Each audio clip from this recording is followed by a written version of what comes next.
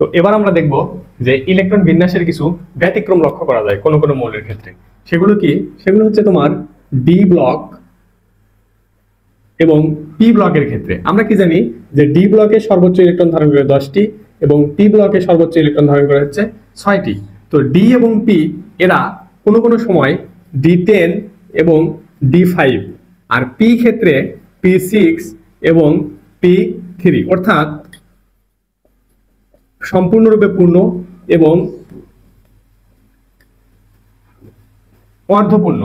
এই দুই অবস্থায় তোমার ইলেকট্রনগুলো ওই মৌলের ক্ষেত্রে সুস্থিত অবস্থায় থাকে। এই জন্য কিছু কিছু মৌলে এই ব্যতিক্রমটা লক্ষ্য করা যায়। তো উদাহরণ হিসেবে যদি আমরা দেখি, ধরো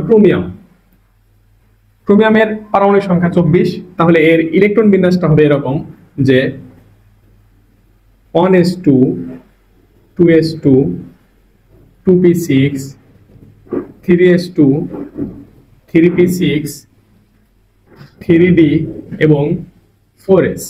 তো নিয়ম হিসেবে আমাদের 3s2 এবং তোমার 4s2 এবং 3d 4 হওয়ার কথা, কিন্তু এখানে একটা ব্যতিক্রম লক্ষ্য করা যায়। সেটা হচ্ছে আমরা দেখলাম যে ডি অরবিটালটা তোমার 10 এবং 5 এই দুই অবস্থায় সুস্থিত থাকে।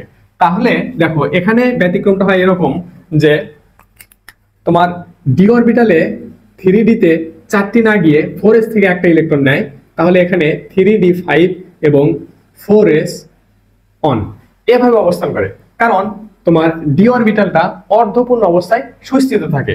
এই জন্য এটা সুস্থিতি অর্জন করার জন্য ইলেকট্রন বিন্যাসটা হবে এইরকম, এরকম হবে না।